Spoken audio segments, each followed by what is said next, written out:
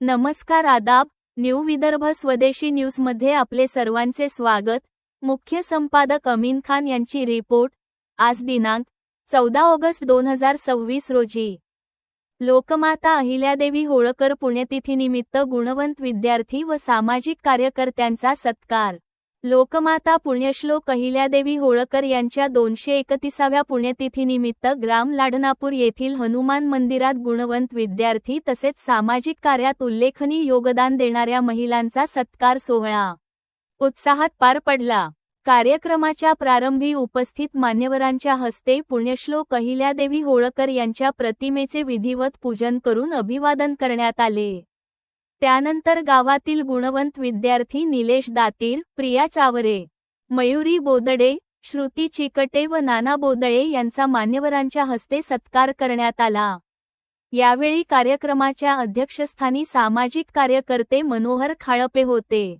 प्रमुख उपस्थितीमध्ये सोनाळा पोलीस ठाण्याचे कर्तव्यदक्ष ठाणेदार संदीपजी काळे, भाजप जिल्हा महामंत्री गणेशजी दातीर, खरेदी विक्री संघ संग्रामपूरचे अध्यक्ष विश्वासराव पाटील, भाजपाचे संजय बोरसे, युवा नेते योगेशजी पुंडे, अनाथांचे नाथ मुरलीधर हो जामोदे, राजूभाऊ मुयांडे, सामाजिक कार्यकर्ते प्रकाश साबे, अंबादास भाऊ गव्हाळे, गणेशजी वहितकार, सुनील भिवटे, नितीन घनोट, गोपाल फंड, भास्कर इलामे, रामभाऊ घायल आदी मान्यवर उपस्थित होते. तसेच लाडनापूरच्या सरपंच सौ अनिता बावस्कर, माजी सरपंच पुरुषोत्तम बोदडे, ग्रामपंचायत सदस्य सोनवणे ताई, तंटामुक्ती समितीचे अध्यक्ष श्रीकृष्ण उमाळे, गोपाल कावरे यांच्यासह ग्रामस्थांची मोठ्या संख्येने उपस्थिती होती. यावेळी विश्वासराव पाटील, राजूभाऊ मुयांडे व गणेश दातीर यांनी पुण्यश्लोक अहिल्यादेवी होळकर यांच्या जीवनकार्यावर प्रकाश टाकत त्यांच्या समाजसेवा, महिला सक्षमीकरण, धार्मिक व सामाजिक कार्यातील योगदानाची माहिती उपस्थितांना दिली.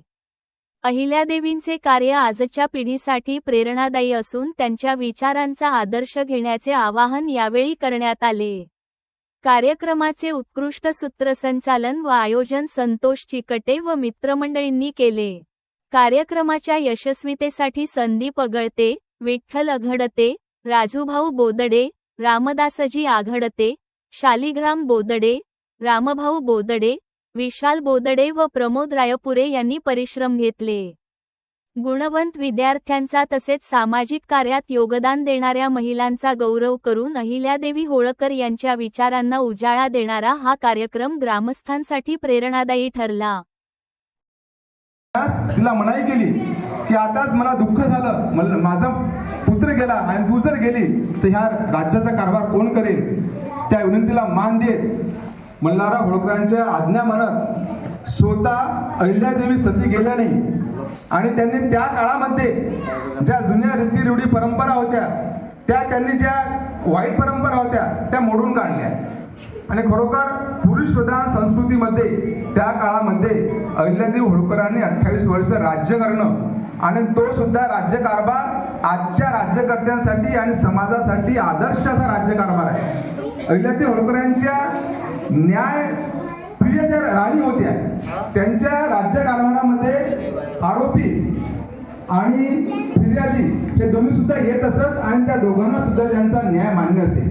अहिल्यादेवी होळकरांनी आपल्या प्रजेवर पुत्रवत प्रेम केलेलं आहे आणि अशा या आपल्या हिंदू धर्माचं संस्कृतीचं संवर्धन करणाऱ्या 12 ज्योतिर्लिंगाचं पुनरुज्जीवन करणाऱ्या खऱ्या अर्थानं हे जर हिंदू संस्कृती कोणी टिकवली असेल तर ते पुण्यश्लोक अहिल्यादेवी होळकर यांनी टिकवलेली आहे.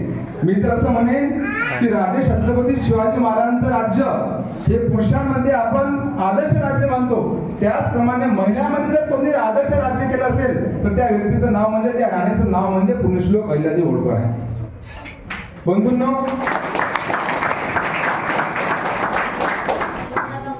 त्या काळामध्ये त्यांनी घेतलेले निर्णय जे सिंचनाच्या बाबतीमध्ये सुद्धा त्यांनी निर्णय घेतले.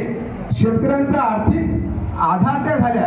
त्या काळामध्ये त्यांनी कर व्यवस्था निश्चित केली कर व्यवस्था निश्चित करून जर दुष्काळ पडला असेल तर त्या आपल्या शेतकऱ्यांकडून शेतसारा वसूल करत नसत.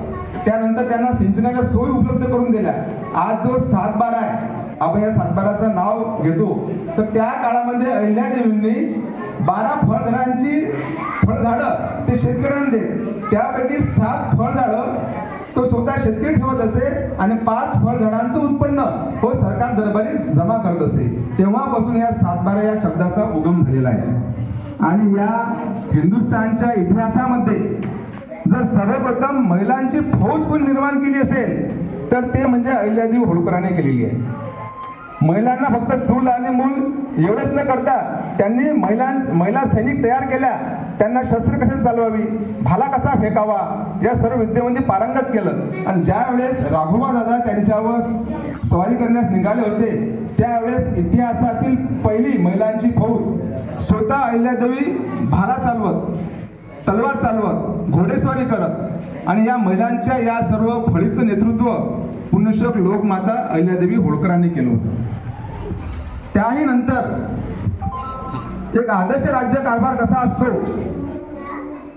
एक त्यांचे जे पती जे होते त्यावेळेस खंडोजी होळकर, त्यावेळेस खंडोजी होळकरांनी त्यावेळेस जे राजे असत त्यांना वैयक्तिक कोष असे, राष्ट्रीय कोष असे त्यावेळेस, आणि राष्ट्रीय कोशामधले पैसे संपल्यानंतर मग अहिल्यादेवीचे होळकरांचे जे पती होते त्या पतींनी आपला जो दिवाण होता त्याला अतिरिक्त पैसे मागितले, परंतु अहिल्यादेवी होळकरांनी ते नाही दिले.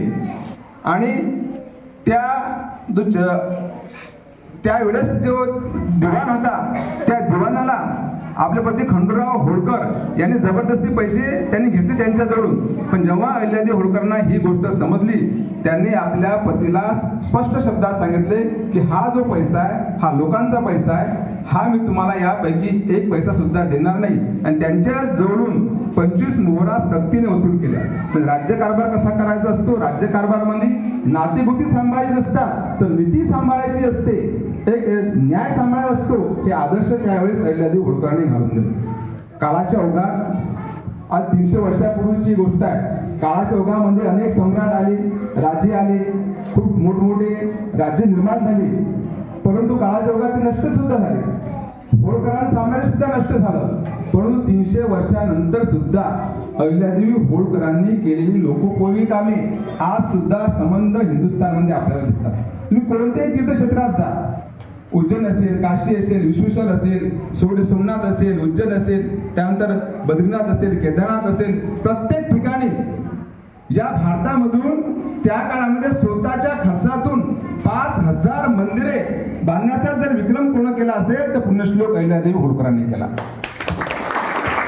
आणि हा जो इतिहास आहे हा इतिहास आपणा सर्वांना माहीत व्हावा आणि यापासून आपण प्रेरणा घ्यावी. त्यासाठी एक हा छोटेखानी कार्यक्रम संतोष भाऊ चिकटे आणि या सर्व सहकार्याने ठेवलेला आहे. त्याबद्दल मी त्यांचे धन्यवाद मानतो आणि पुण्यश्लोक लोकमाता अहिल्यादेवी होळकरांना नम्र अभिवादन करून माझं मनोगत द्यावं सांगतो. धन्यवाद सर, तुम्ही उत्कृष्ट मार्गदर्शन केल्याबद्दल. आता आपण छोटेखानी सत्कार कार्यक्रम घेणार आहे, कारण की आपले मान्यवर यायचे बाकी होते म्हणून आपण खाडपे सरांचं मनोगत घेतलं. भाषण नंतर आहे त्यांचं. तर आपण सुरुवात करूया.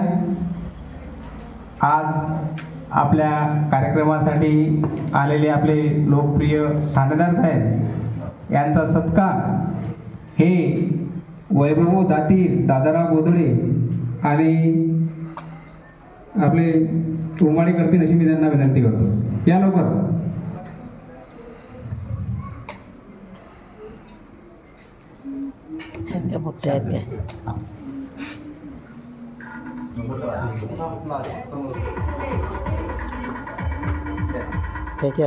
शाल श्रीफळ देऊन ठाणेदार साहेबांचा एक त्रिमूर्ती सत्कार करतील अशी मी त्यांना विनंती करतो.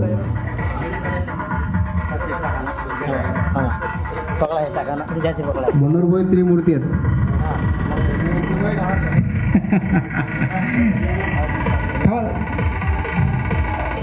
फोटो घ्या ना गजानन. तसेच आपल्या कार्यक्रमाचे अध्यक्ष मनोहरभाऊ काळपे यांचा सत्कार आमचे